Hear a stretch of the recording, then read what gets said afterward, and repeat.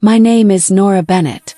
I am 30 years old, and until one winter evening, I truly believed I had already reached my expiration date in my own family. I didn't mean to overhear it. That's the worst part. I was standing in the hallway outside my childhood living room, my coat still on, my laptop bag cutting into my shoulder, when my father's voice dropped into that familiar tone, the one he used when he thought I wasn't listening. "She's just too embarrassing," he said. Then the final blow. "Next to them, she makes us all look small." I remember freezing. Not because I didn't understand what he meant, but because I did. Completely. Them was the Harrington family. Old money. Tech investments. Private planes and charity galas. The kind of wealth that didn't need to announce itself. My younger brother, Ethan, had just gotten engaged to Leah Harrington, the only daughter of a man whose net worth casually floated above 9 figures. And suddenly our family, my family, was on the verge of being absorbed into a world of polished smiles and silent judgments. And I didn't fit. I was the messy one. The data nerd. The woman who lived in hoodies, worked insane hours, and talked about systems and risk models at the dinner table. No designer bags. No curated life. No sparkle.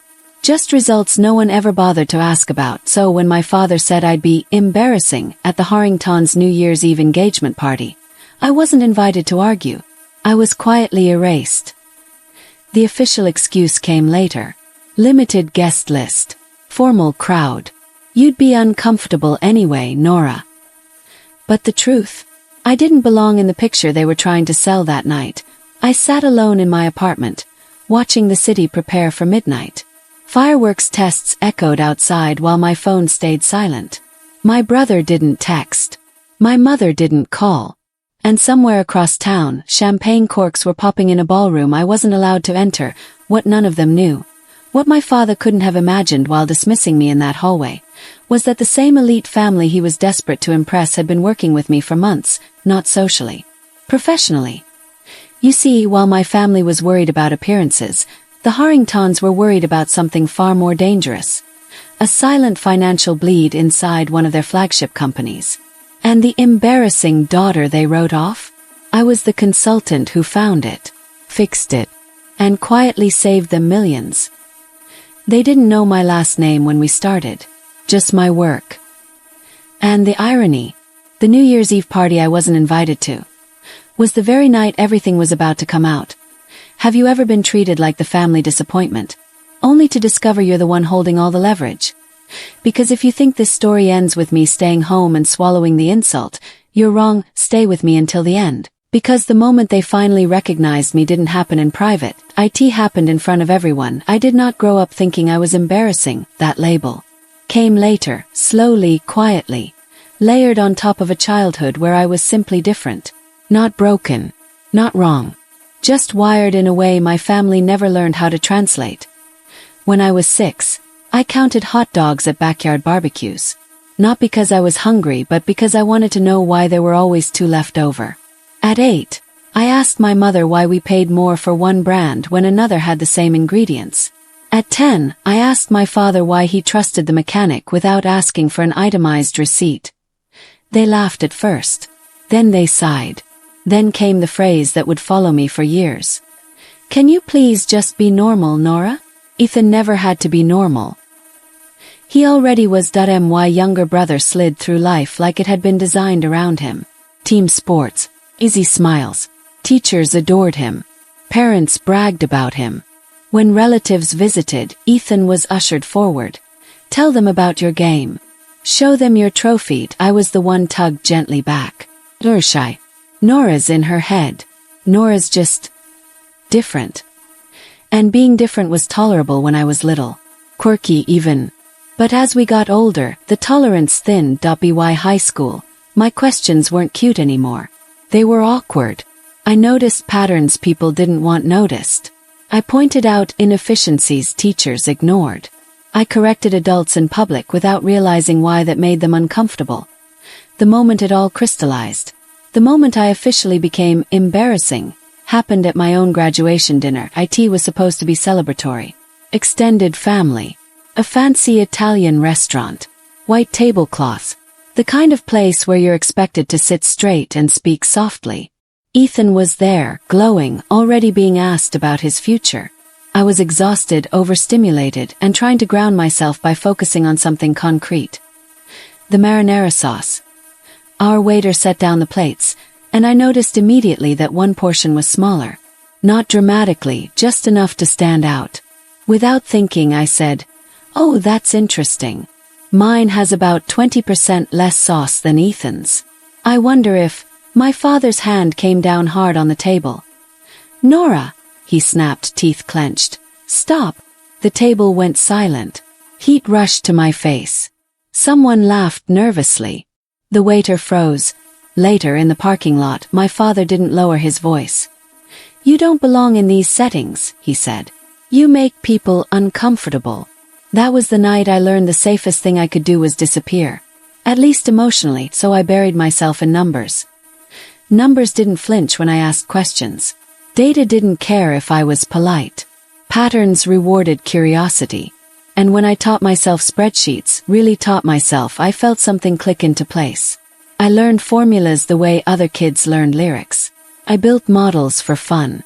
I tracked outcomes just to see if I could predict them. In college, while Ethan was networking, I was running A/B tests on campus campaigns. I helped a struggling bed and breakfast optimize pricing and watched their bookings climb. Graphs turned upward. Problems unraveled. For the first time, my brain wasn't a liability. It was an asset. Family dinners, I tried to explain. "So you're still doing that online thing?" my mother asked once, smiling politely. Ethan's achievements were celebrated. Mine were tolerated, so I stopped bringing them up. I founded Bennett Analytics quietly. Took contracts quietly. Built results quietly. Because I had learned something early on. In my family, success didn't matter if it didn't look right. And somewhere along the way, I made a choice: data over dinner tables. Results over recognition. I just didn't realize yet how loudly that choice would echo back into my life. The email came in at 2:14 a.m. Buried between spam and low-budget leads I usually ignored. Urgent. Recommendation from Vail Agency. The message itself was short. Desperate. Almost embarrassed. A mid-sized consulting agency had a client they couldn't crack. Luxury hospitality. Bleeding money. 7-figure marketing budget with almost nothing to show for it. Occupancy rates stuck in the low 40s. Investors restless.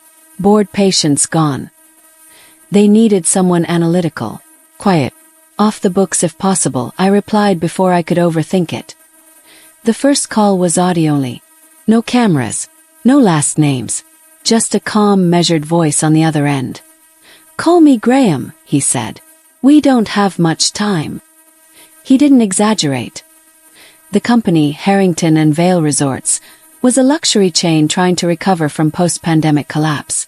Their branding screamed exclusivity, but their execution was frozen in 2018. Static pricing. Broad, wasteful ad targeting.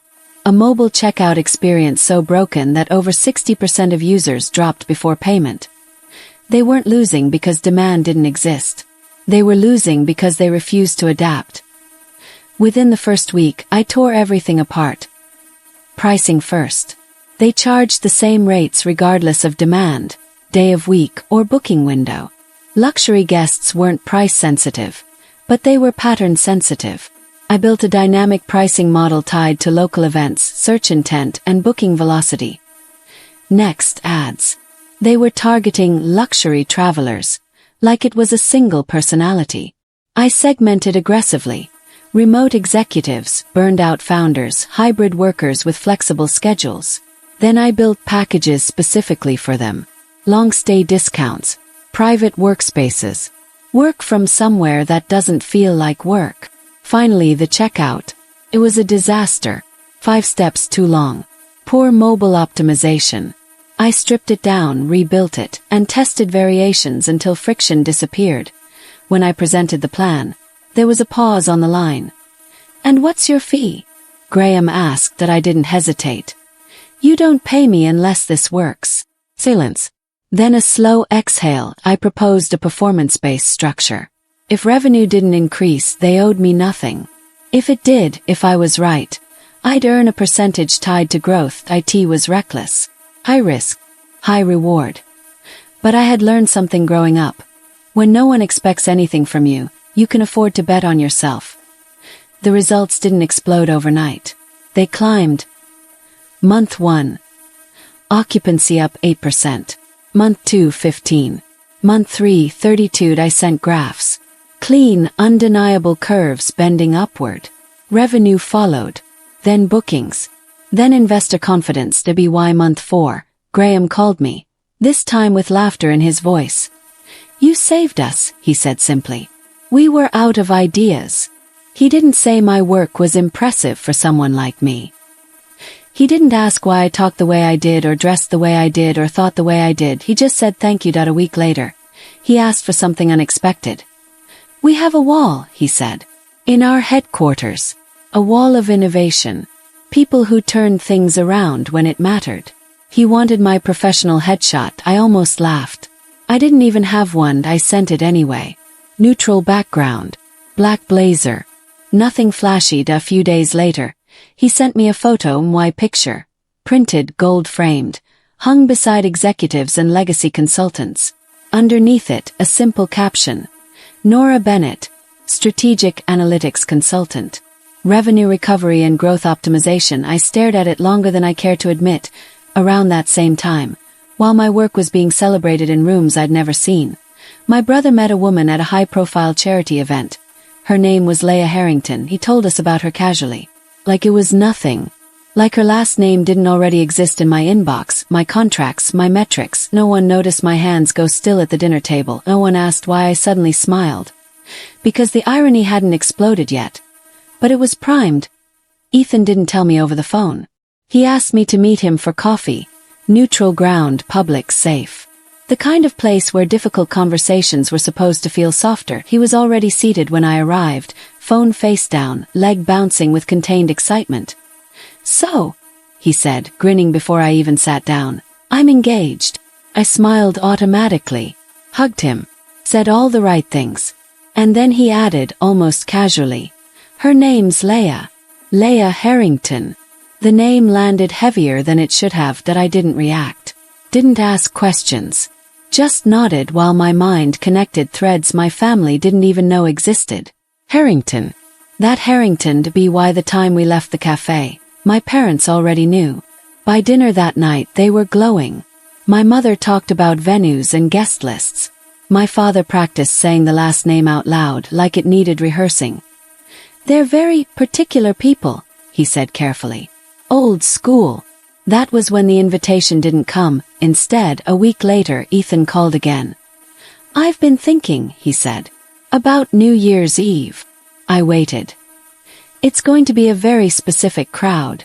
Leah's parents, their friends, investors, board members. Another pause. I think it might be better if you sit this one out. The words were gentle, rehearsed, surgical. I asked him why, even though I already knew. You don't really play the game, he said. And that's fine. It's just, they're elite, Nora. It's not personal. He actually said that when I didn't respond. He rushed to soften it. You know I love you, right? This is just strategy. Less stress for you. For me that night, I heard the rest by accident. I was in the hallway again. History repeating itself when my parents' voices carried from the living room. She might start rambling about money, my mother said nervously. Or correcting people, my father replied. We can't risk that. Then the phrase that sealed it. She's a liability in rooms like that. New Year's Eve came anyway. I helped my mother load the car. Watched my father straighten his jacket. Ethan looked perfect. Leah looked effortless. Designer fabrics. Champagne smiles. They didn't say goodbye for long. The door closed. The house went quiet. I ordered takeout and opened my laptop. As midnight approached, my phone buzzed. Not with messages to me, but photos around me. My parents at a chandelier-lit venue. Confetti. Glasses raised. My father's caption under one photo. That's my son. I stared at it longer than I should have. Then I clicked into the Harrington and Vale dashboard. Bookings were surging. Real-time reservations stacking from cities across the country. The dynamic pricing model was responding perfectly to the holiday spike. Remote worker packages were sold out at 3 locations. Every toast they raised that night, every room booked, every celebration funded, was flowing through systems I had built. T 11:47 p.m. An email came in. From Graham. Subject: ending the year right, he thanked me again. Told me the board had approved a permanent innovation showcase. Attached was a photo I'd already seen, but this time clearer. The wall of innovation MY framed photo was centered now. Gold catching the light. My name clean and unmistakable. Below it, a description of my work. The turnaround. The growth. The impact. The bottom of the email was an invitation, a formal unveiling event. Early January. Media. Investors. Family. I glanced back at my phone. Another photo from my parents. Confetti falling. Smiles wide. They had no idea. But I did. And for the first time, exclusion didn't feel like loss, it felt like positioning. The months that followed New Year's Eve unfolded quietly, but relentlessly. 1 contract turned into 3. 3 turned into a long-term engagement. Harrington and Vale didn't just stabilize. They expanded. California first. Then the Caribbean. Each new resort came with new datasets, new variables, new challenges. And I thrived inside them. My bank account changed before my life did. Then, slowly, the life followed. I replaced my aging car with something reliable. Moved out of my cramped apartment into a place with light, clean lines, and a desk that faced the city instead of a wall. Nothing flashy. Nothing Instagram-worthy. I didn't post upgrades. I didn't announce wins. I had learned that visibility invited commentary. And I was done explaining myself. My family noticed none of it. My mother still forwarded me links to Ethan's engagement coverage like I was a distant relative. My father talked endlessly about venues and guest counts. Sunday dinners became highlight reels of Ethan's success, his future, his momentum. I listened. He nodded. I let them talk. One night, over dessert, Ethan leaned back in his chair and laughed. "You know the consultant Leia's parents hired," he said. "Absolute wizard. Total genius. Turned their whole operation around." My mother's eyes lit up. "I love people like that," she said. "People who actually make things happen." I kept my expression neutral. "Cut my pie." Took a bite. "They don't even know how lucky they are," Ethan continued. "Apparently the board won't stop talking about her." Heard it. I wondered what my family would have said if I'd corrected him. If I'd pointed out that the woman they admired so freely was sitting across from them, quietly passing the salt instead. I stayed silent. By early fall, Graham's assistant emailed me about an upcoming event. The Miami flagship resort was opening. It would also serve as a formal celebration of the turnaround. And, as an added layer of symbolism, a joint engagement gala for Graham's daughter, Leia. The email was crisp, professional, warm. Attached was a formal invitation. I opened it slowly. To the top, in bold, elegant lettering, was a category. My name sat there. Lone. Above everything else. Below that, separated by space and hierarchy, was another heading. Ethan's name was there. My parents too. Did I reread it twice, then a third time. The pattern was unmistakable. The same world that had excluded me socially was now positioning me professionally. Front and center. Graham called later that afternoon. His excitement barely contained. "We've been telling everyone about you," he said. "Investors, press, partners. I can't wait for you to see the space. Your photo's still up, by the way." I smiled to myself. Somewhere in Miami, a gold-framed version of me waited on a wall. Already recognized, already respected. And soon, the people who taught me I didn't belong would walk into that room believing it was their world. They had no idea it had been mine long before they stepped into it. The Miami flagship resort looked like something designed to intimidate. White marble floors reflecting palm shadows, towering arrangements of orchids and lilies, chandeliers catching every flash of light. It smelled like money and certainty. The kind of place my parents once said I didn't belong. I arrived early. Not because I was nervous, but because strategic partners were asked to. A staff member scanned my invitation and smiled. "Welcome, Ms. Bennett." She handed me a badge. Not a sticker. A weighted, engraved badge. Nora Bennett. Strategic analytics partner. I felt something settle in my chest as I stepped inside. The wall of innovation stood near the entrance to the ballroom. I hadn't seen it in person before.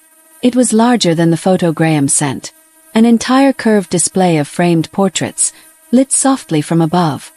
And there I was, centered, gold-framed, my name etched cleanly beneath my face. I stood in front of it for a moment, absorbing the reality of it. This wasn't a fluke. This wasn't pity. This was earned. Graham found me first. Then Celeste, elegant, composed, the kind of woman who never had to raise her voice to command a room. They introduced me to board members, department heads, investors. People listened when I spoke, took notes, asked follow-up questions. I forgot about my family entirely, until my mother's voice cut through the room.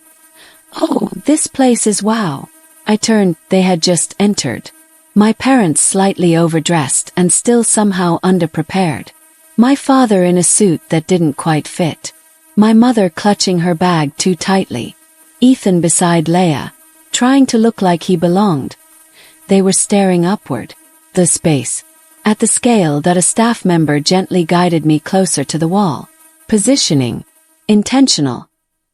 Then Celeste lifted her champagne glass, the room quieted.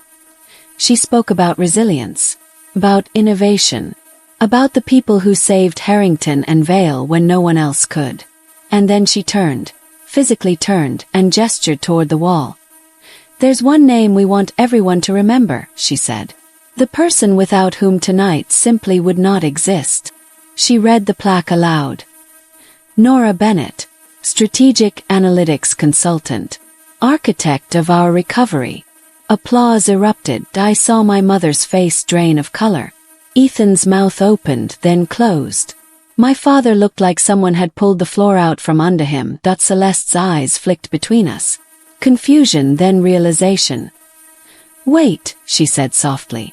"You're Ethan's sister." The room shifted. Heads turned. The dots connected. My father stepped forward, flustered. We didn't know you knew her like that." Graham didn't miss a beat. "Knew her," he said sharply. "Without Nora, this party doesn't happen. This building doesn't open. Your son doesn't marry into this family." Silence. My mother tried to laugh it off. "She does computer work. We didn't think it was important." Graham's expression hardened.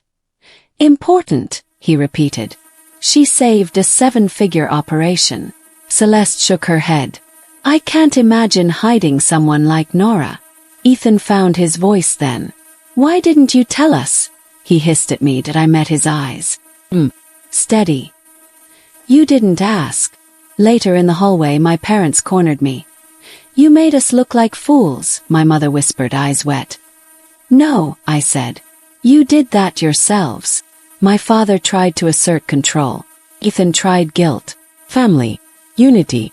Image. I didn't budge. "I'm done begging to sit at tables I helped build," I said quietly. "I'm done shrinking so you feel comfortable." My mother finally admitted it. "We were afraid you'd embarrass us." I nodded once. "That's on you," I said. "Not on me." When Celeste called my name again, this time to the stage, the applause was different, deeper, earned. As my parents walked past my framed photo again and again, they grew smaller. And I didn't. Here's the part people expect me to say next: the revenge. The dramatic mic drop. The moment where everyone who hurt me gets exactly what they deserve. But the truth is, the most powerful revenge isn't loud. It isn't cruel. And it isn't about humiliating anyone. It's about refusing to disappear. If your family has ever made you feel like you were too much or not enough, if you were asked to soften your voice, hide your interests, or sit out of rooms you knew you could contribute to, this is for you. You are allowed to build a life that honors who you are. You are allowed to choose growth over approval. You are allowed to succeed quietly. You are allowed to set boundaries, even with people you love. For a long time I thought winning meant finally being accepted by my parents, being invited, being chosen, being seen the way I saw myself. But standing in that room, watching them walk past my framed photo again and again, I realized something important. The transformation wasn't theirs, it was mine. I didn't need them to understand my value. I had already built a life that proved it. The real glow-up wasn't the venue or the applause or the title.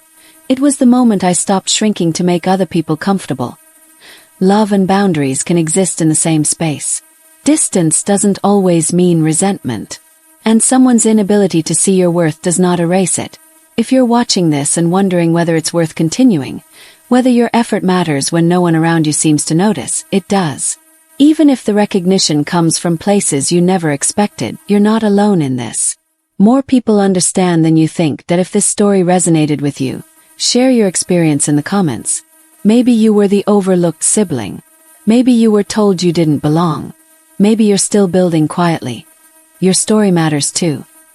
And if telling it helps even one person stop dimming themselves, then it's already done something powerful. Finally, thank you very much. Please share, subscribe, and keep comments. See you with the next story.